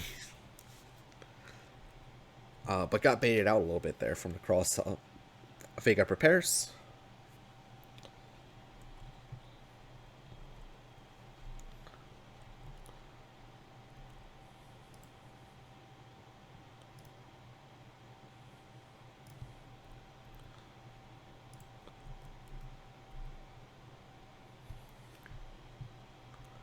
Ori at range 3 probably prefers to be closer than that, just if we look at these cards. Really the only good card that hits is Ceiling Hoplon, and Ceiling Hoplon's really only good on backside for the most part, so probably want to be a little bit closer than that. So we're going to see the Divine Thrust moving to range 2. Accomplishing the task, and getting a little bit extra power for the next strike as well.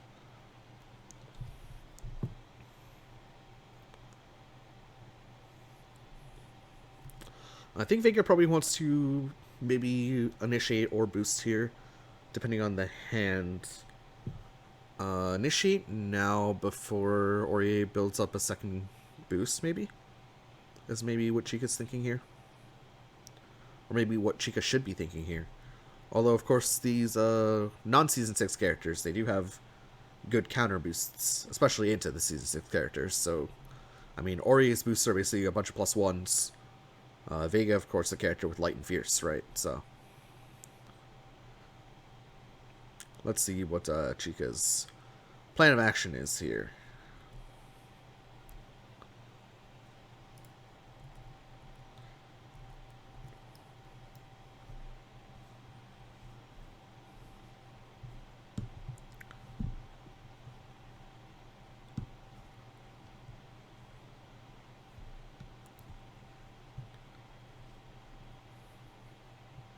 I love the way Chykka moves his mouse. It's like almost like frantic. I wonder if he's using like a hotkey or something.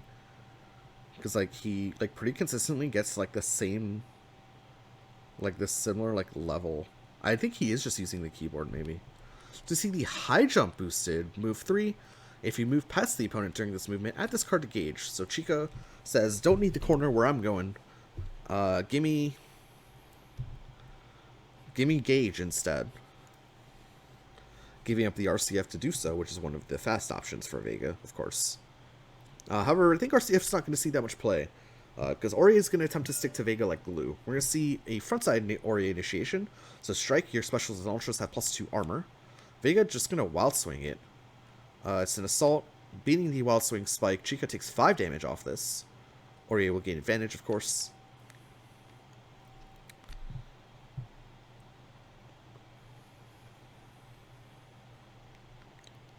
I'm surprised that Chykka didn't have a cross in hand. I would have expected Chykka to, after moving range 3 to range 2, and cross is super telegraphed here, but it puts you here. It only needs 1 force suspend to get to the corner after that as well. So I'm actually a little bit surprised that Chykka just didn't have the cross in hand. Or maybe he had the cross and didn't want to play it for some reason. Maybe he's scared of the Divine Thrust or cross that Ori could have represented. I mean, I think if Ori spent a Sacred Arrow there, then you're in luck, but... Take a look at Sacred Arrow here, just to show you what I'm talking about.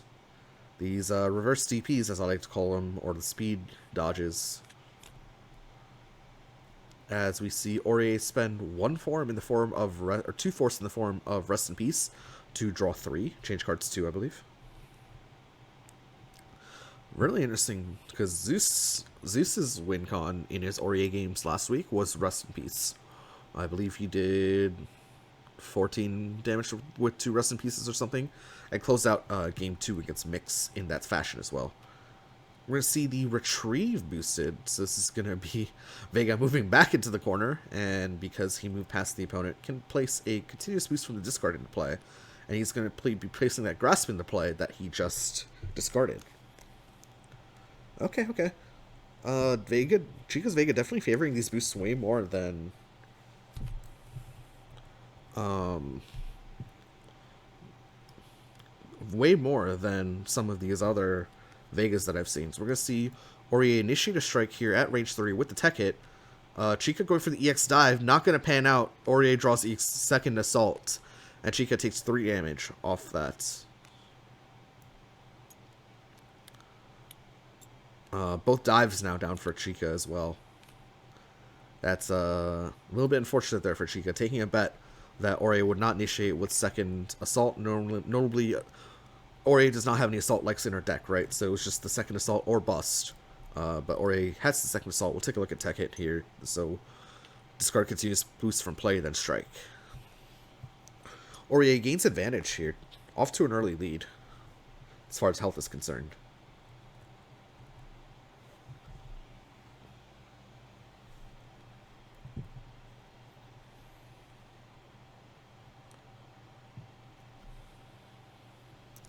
Ori now at like probably her preferred range of 1.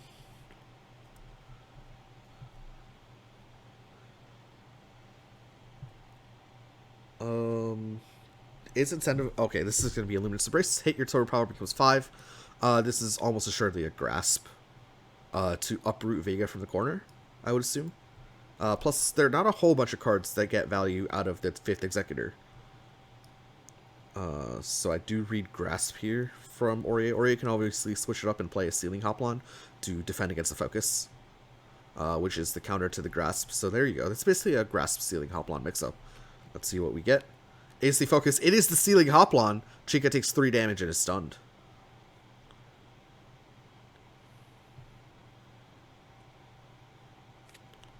The Luminous Embrace and Sealing Hoplon will add to gauge as well. Ori will advance to retreat 1 and then gain advantage. Ori moves back to range 2. Now has a 7 in gauge for if she wants to flip.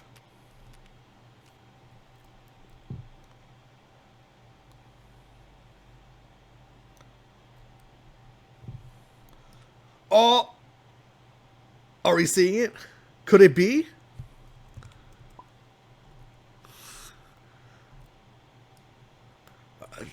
Zeus Assassin faking me out. Oh, don't do. What's with the fake out, man? This gauge isn't the best for flipping, but I mean, Aurier can just put 5s and 6s in there so easily. Especially if she's not playing on initiating so much anymore in the near future. Although, against Vega, putting those 5s and 6s in the gauge is tougher because of his +2 power in the corner.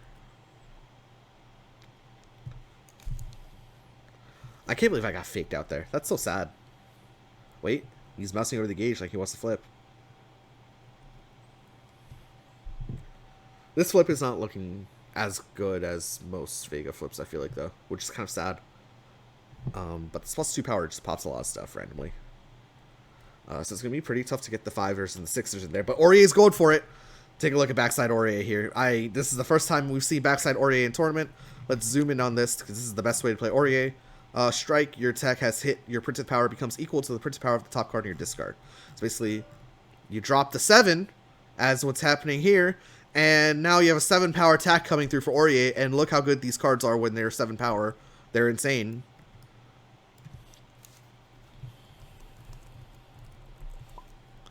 It's huge. And Vega has to contend with a pretty nasty mix-up here, even though he's in the corner. Right, so this could be 7 damage cross, for example. I mean, it's probably not cross, but it could be like 7 damage Ceiling Hoplon, could be 7 damage Command Order.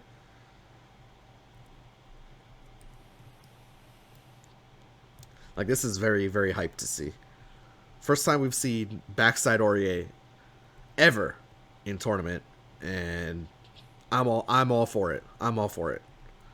I love backside Aurier, and with this kind of health advantage, just beautiful, absolutely beautiful.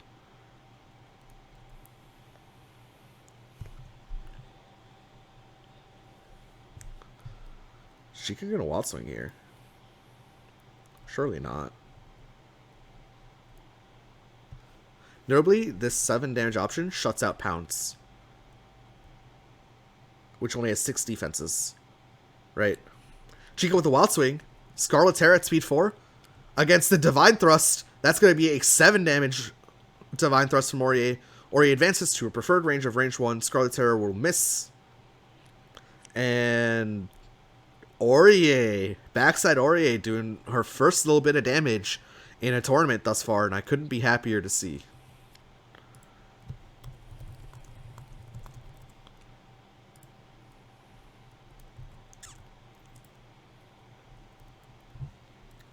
Anyway, Chykka boosts Fierce.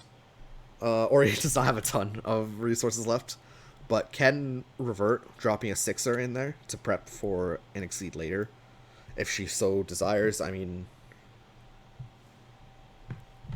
maybe even a Change Cards 3 isn't so bad. Just get rid of this gauge. It's not really super helpful. You really want to see the 5ers and the 6ers and the Luminous Embraces in the gauge over these cards. So maybe like a revert CC3. And then a Veil off next turn. Could be a potential line for Aurier.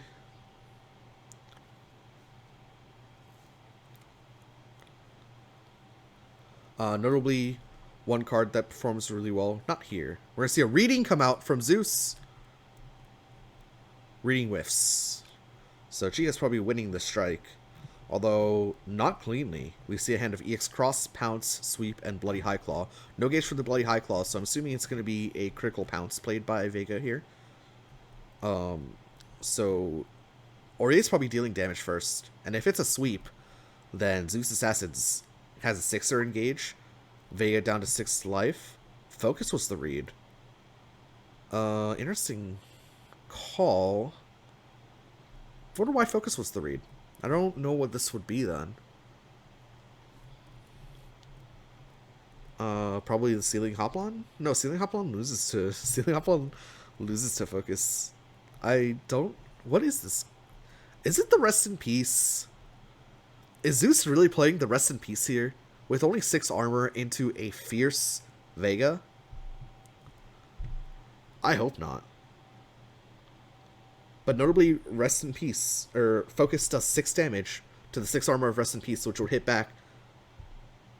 4-7. I think Vega has to play crit pounce here. I believe Vega has to play 9 damage crit pounce. And then Ori's just playing like a bad block. Like a really bad block. This is a little bit aggressive here from Aurier, but I mean, okay-ish odds.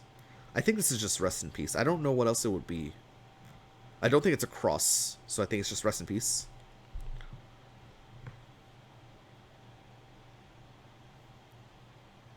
Notably, if Chykka had EX focus, that would be even... that would stun out the rest in peace here.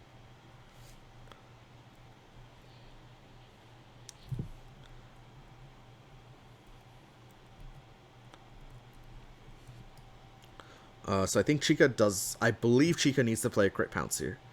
Actually, doesn't even need to crit it. Just needs to play regular pounce. Doesn't need the armor. We'll stun out the rest in peace.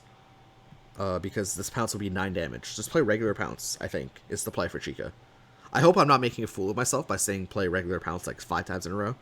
But I do believe this is a rest in peace. Because I don't know what else it would be. I'm really stumped on what else it would be.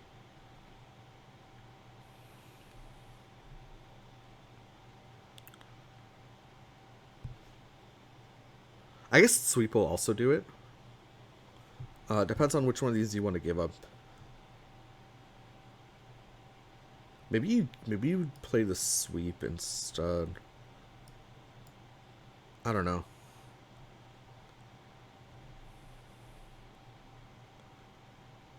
Don't play cross. Don't play EX cross. Pounce does more damage. 1 more damage than sweep here. Play sweep, get rid of the normal.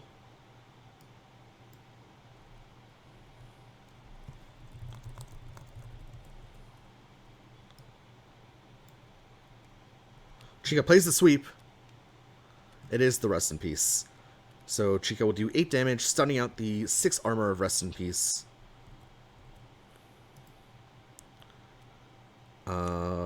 Zeus will have to spend 2 gauge for that and miss. Sweep will pull the last card, which is the Veil off. Yeah, so, I don't know. I guess the reading there was a little bit... I guess we can... In hindsight, the reading there was a little bit risky. It was a little bit frisky, rather. Not even risky, frisky. But... I don't know, I feel like Zeus could have just put a 5er in gauge and prep to prepare for an Exceed next turn with a 5er. And then... at that situation, maybe use Rest in Peace. Maybe once the Fierce is gone as well. Because Rest in Peace does not perform well into Vega in the corner with a Fierce in play, right? And so we're just going to see a pounce here from Vega. Crit pounce. Zeus forced to Wild Swing. This is likely going to do big damage. Succession, of course, is the card pulled. Succession will miss. This will be a 7 damage pounce. Vega now builds gauge number 3. For where this Ultra is no threats. This Ultra hits for 9. 1 to 2, 9, 6. Hit, move up to 8. Not a bad looking card at all. Aurier out of resources completely. Kind of sad, really. I believe the play I suggested was actually put a 5er, change cards, and then Veil off next turn as well. Obviously, hindsight's 20/20, but I was very aggressive there from Zeus Assassin, and similar to the first game where his Zangief ran out of resources, now his Aurier is almost out of resources.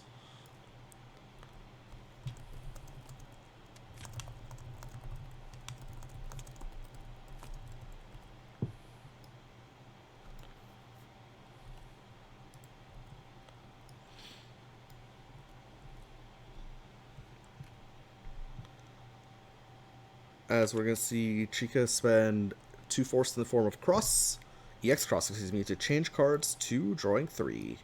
Getting rid of the no normals. Back to Aurier here. Notably, Vega can't just strike with this card because there's way too many outs. Because Aurier has Grasp, but she also has the reverse DP.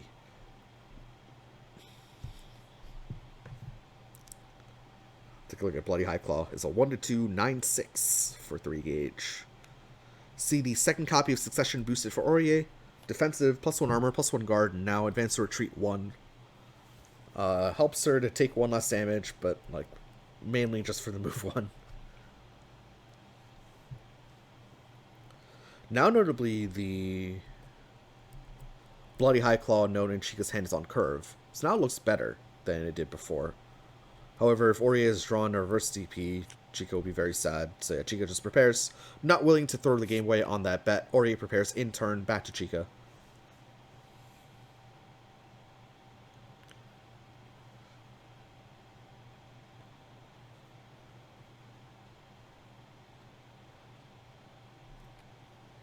Chykka boosts defend at range 2, +1 armor, +3 guard, back to Aurier here.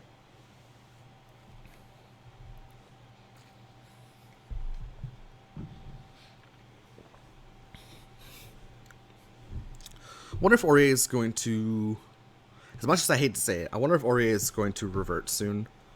Aurier doesn't really have a lot of cards, so basically, like, a revert exceed would take 2 cards out of Aurier's hand, would take 2 turns, and that's just kind of sad. I don't think Aurier has the time nor the resources to do that at this juncture, so she might consider just reverting here.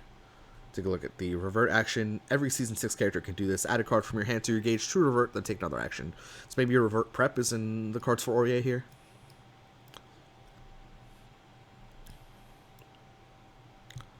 Revert also helps threaten Rest in Peace, which is a 2-gauge ultra. So as much as I hate to say it, I think Revert might be the correct play here for Aurier. As much as I hate to say it.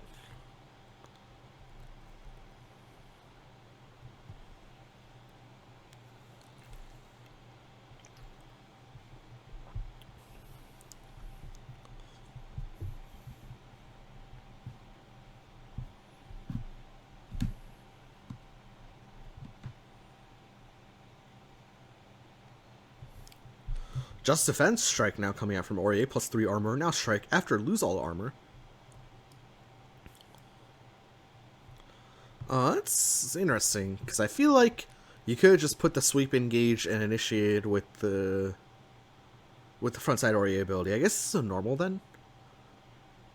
I guess this has to be a normal. What normal could this be? Is this Focus?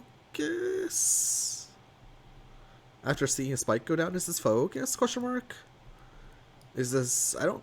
It doesn't feel like it's assault. It's not assault. Assaults are down. It's not like. Could this be a random spike from Aurier here? And that's why we're maintaining frontside, because we're going for a random spike. I don't mean random in. Sorry, I don't mean random in like a demeaning or like negative way here. But I'm saying random as in like. I mean, it's Aurier pushing a button here, right? We're going to see the Splendid Claw. It's going to be the Sacred Arrow, so the Splendid Claw will go first and undercut the reverse DP. Wow. Notably, this Sacred Arrow does have 4 armor, so it'll only take 3 damage. But Vega's opponent here must discard 3 cards at random, so that hand is now gone. Sorry, 5 damage because of course, the UA bonus. Aurier discards Sacred Arrow and a Grasp off that as well. Wow. Splendid Arrow, like catching cross there, with a defend boost, catches a lot of things. And it's obviously super safe against the 2 reverse DPs that were left. Chykka prepares, Aurier has to prepare, now completely strangled for resources. And yeah, just a little bit too aggressive there, yeah? From Aurier. The past couple turns have put her at a severe resource disadvantage. Now, obviously, Vega needs more resources than Aurier, but put at a severe resource disadvantage here. Chykka has a full hand. Just used the Stick of Butter for the Ultra, but has a gauge left for crits. Has 2 claws left. Probably Claw will be coming out soon. Vega's still at a health disadvantage, however. Zeus dealt 18 damage at the start of the game, and now Vega's dealt 14 damage, so a very swingy game thus far. Take a look at this Ultra again. Splendid Claw, just a dive-like, that does 1 billion damage. Alongside all of Vega's other cards, it does 1 billion damage. But look at that discard effect. Almost as good as Waldstein's. who of course discards 4 cards at random.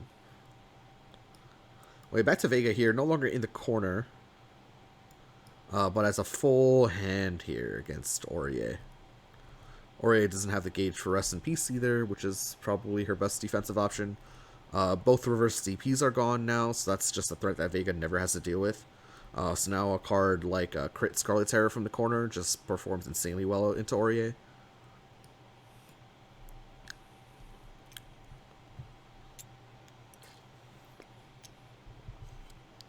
And Aurier stuck a little bit on this backside. Just a little bit too aggressive, I think. Just a little bit.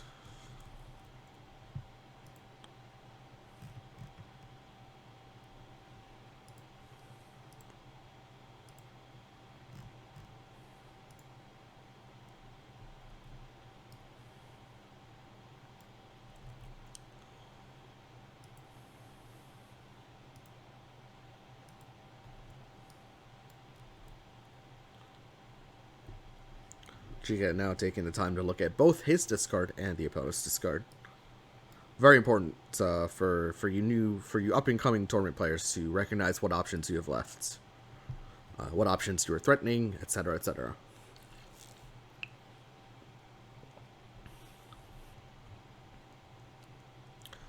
We see a 2-force expenditure to move back 1, or actually technically 1 force, or 2 force depending on how much Vega wanted to spend. Ultras can count as 1 force if you want.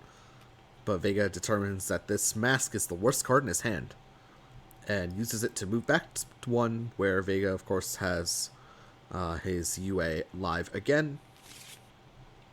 Back to Aurier again. Aurier most assuredly has to prepare again.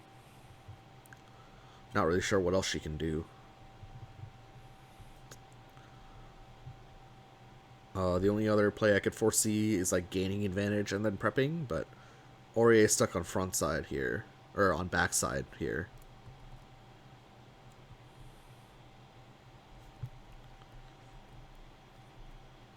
2 cards in hand, 8 cards in deck. Is Aurier considering a reshuffle as Zeus pours through his discard?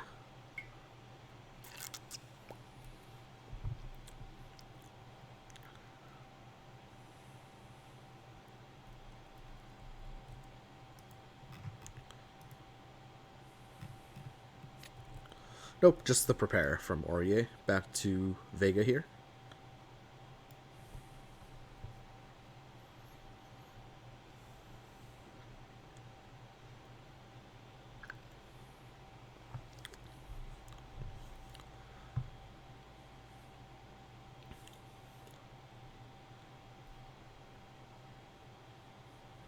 Vega checking through that discard one more time. Maybe thinking of initiating strike here. If not, maybe a boost of Claw. Just for the free crits. Doesn't look bad.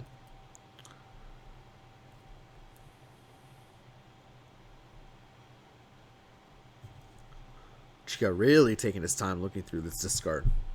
So you think you have a reading? Don't really think you need to commit a reading here, but maybe it's just one of those readings to convert like an 85% combat win into like a 95% combat win or something. Chykka with only 5 cards left in his deck too. I believe Aurier has 1 reading accessible to her left, I feel like. I don't think the second one ever got pulled out. I don't remember how many focuses Chykka has left in his deck, however.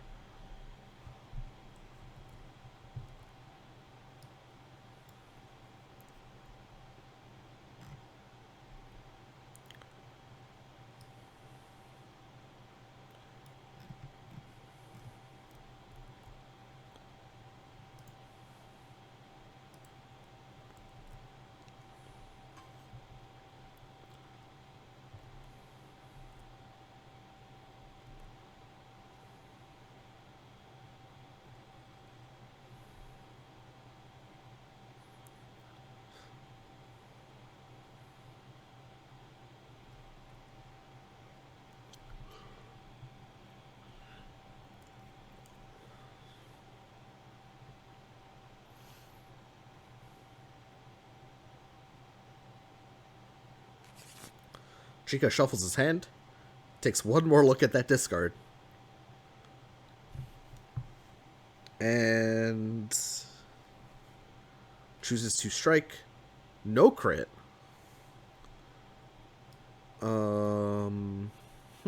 What could this be? No crits. Would he ever play like a pounce here without a crit? Maybe just a slow. Nope, just the assaults into a wild swing block from Aurier. 4 damage incoming for Aurier. Vega, with Vega out of the corner, maybe you spend a card from hand, build that second gauge for Rest in Peace. Aurier drops the spike, takes no damage. Vega with advantage. Interesting assault there. I did not expect that from Vega, just because I didn't really expect Vega to move out the corner like that.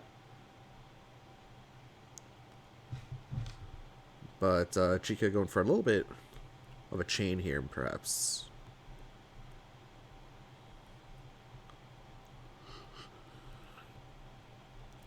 Although I'm not really sure what he's chaining into. That assault was relatively safe. I believe there's one cross left in Aurier's deck at speed 6. Outside of that, no other options for the assaults. Outside of the slows, which Aurier has, like a ceiling, like a 2-me, which honestly, like, you're totally fine taking these as Vega. They're little baby damage. But he would have his advantage yoinked, and then not be in the corner for Aurier's turn.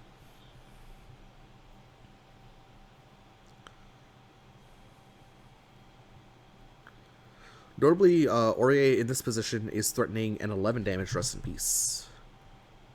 Oh, not yet. It's actually missing a gauge for that. As Vega spends 1 force in the form of Claw to retreat back to the corner. Aurier does not have the 3rd gauge yet for the Rest in Peace combo.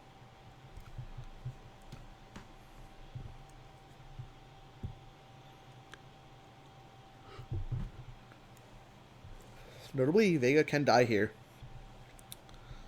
without any armor, so the path to killing would be like a ceiling hop on or a 2-me command order into the Rest in Peace.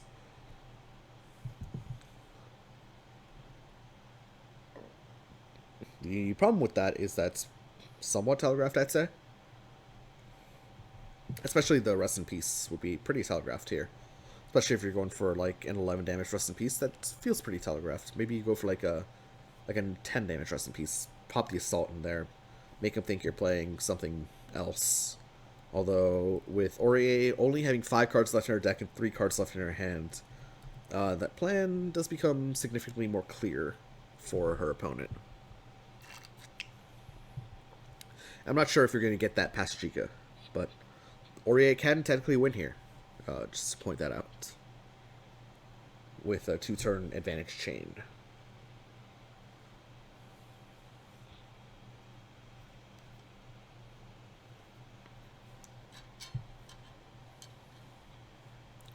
Aurier kind of getting stuck here in the mid game. Due to just lack of resources. Getting starved out here. Dealt, like, what, 18 damage off the trot, and then now it's taken 14 back.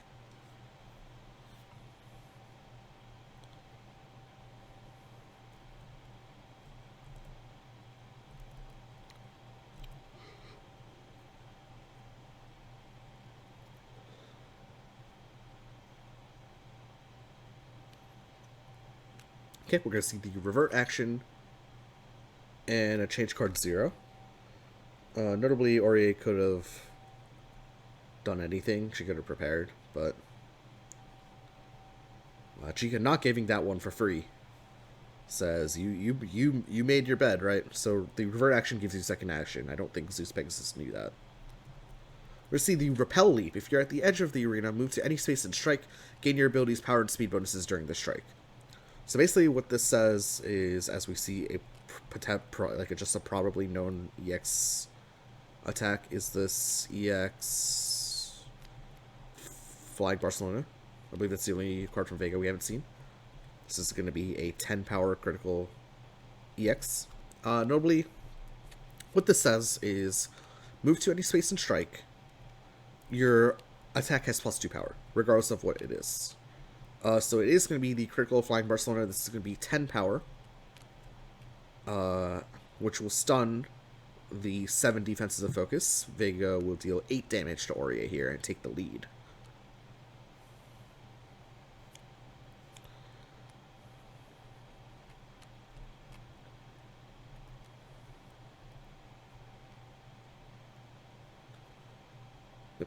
And focus is stunned, of course. Does mitigate a little bit of damage, but is stunned. And Vega now dealing 22 straight damage back to Aurier after taking 18 at the start, as he takes a lead as well. Both players with very low cards in hand, however. Both players have very low cards in deck as well. 2 and 4 and 2 and 4.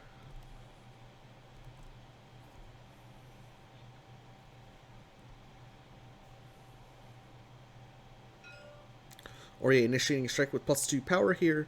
Or +2 armor, excuse me. Not too many cards here. Is this just the rest in peace, I wonder? No, it's just a dive, interestingly. We'll take the corner here. Vega just opting to block that. We'll spend 2 force in the form of the Splendid Claw from Gage to take no damage.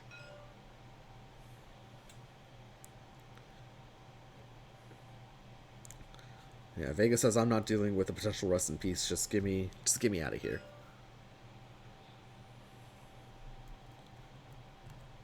Back to Chykka here.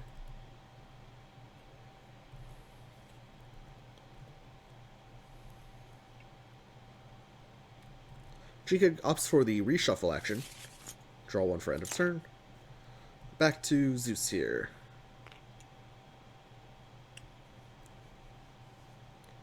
Notably, that was the second dive down for Aurier, so no reading left. Aurier in the corner now against Vega.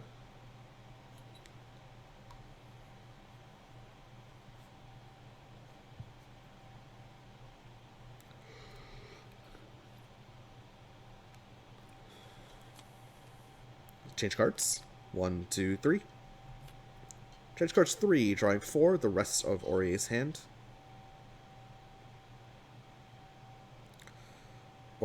Zeus will perform a hand tip, looks like. And then take it back. We see a hand of... Don't put it in the bag. Yeah, there you go. 2, 3, 6. 2 me command order stealing hop on. The second rest in peace wasn't even in there.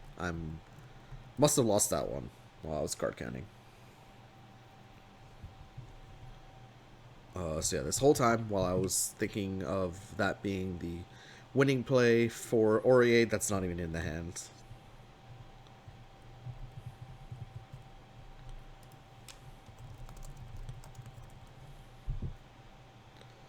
Back to Vega here. Very unlikely to have a reading in hand, I believe, but can read a spike soon.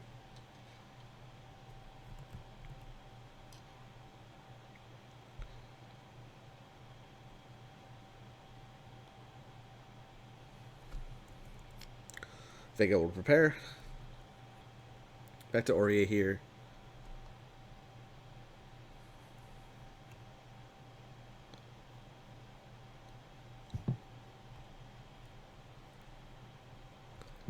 Does have a little bit of a mix-up, technically, at range 1 if she wants to go for it. Nope, we're just going to see the superior boosted. Take a look at this. Your next attack is considered to be EX. Notably, you cannot double EX to your attacks, so... you lose a little bit of the utility of an EX attack. A natural EX, excuse me, but you get a more consistent attack.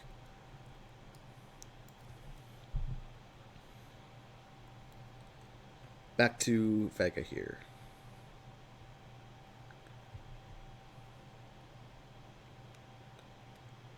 Oh, no! Well, Chykka drew the reading and will now sweep for 5 damage. That is That is the risk you take when you keep no normals in your hand.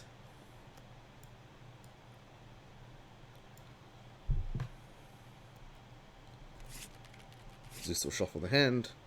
Chykka will pull the Divine Thrust, the unknown card, from Orie's hand. So Orie's hand right now is the Sealing Hoplon, the 2-meat Command Order, and a Sweep. Not a good-looking hand into a Vega with only 3 HP left. Not a good-looking hand at all. There are so many things that this hand loses to. I guess if you initiate with +2 armor, the hand is slightly better, but like not significantly, so... If you initiate with +2 armor, I mean, you could still lose to Sweep, you could still lose to Dive, even. Actually, you don't lose to Dive, because Sealing Hop, 2-meat Command Order would pop you over. Or he goes for Prep here over change cards. Believes that the top 2 cards is enough.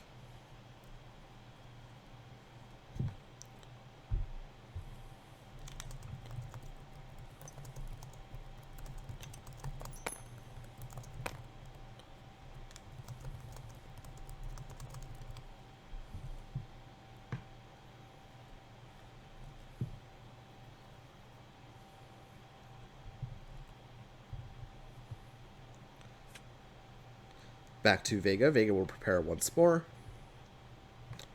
I guess Orie is hoping that the known the known sweep in hand won't be his demise.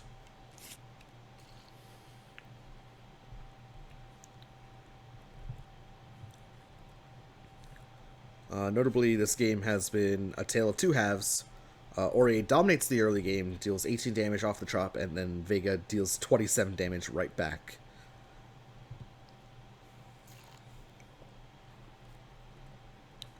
Zeus definitely a little bit overzealous there in the mid game, and it has cost him dearly.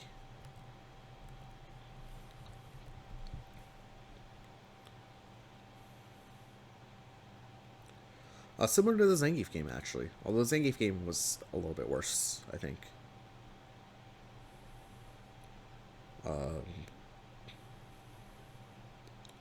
But Chykka looking very strong here with these unconventional characters in Claw and Clover. See Ori initiate a strike with +2 armor on our specials and ultras. Has drawn 2 unknown cards off the top, so we don't really know what this is. We know this is not the Rest in Peace, however, because Ori did not keep 2 gauge. Ori only kept 1 gauge.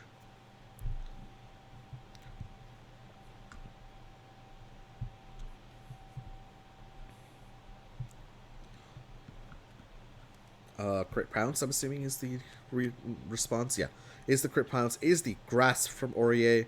That will do little baby 1 damage. Vega will hit back for 5, and that is the game and the set. Chykka takes it 2-0 over ZeusPegasus.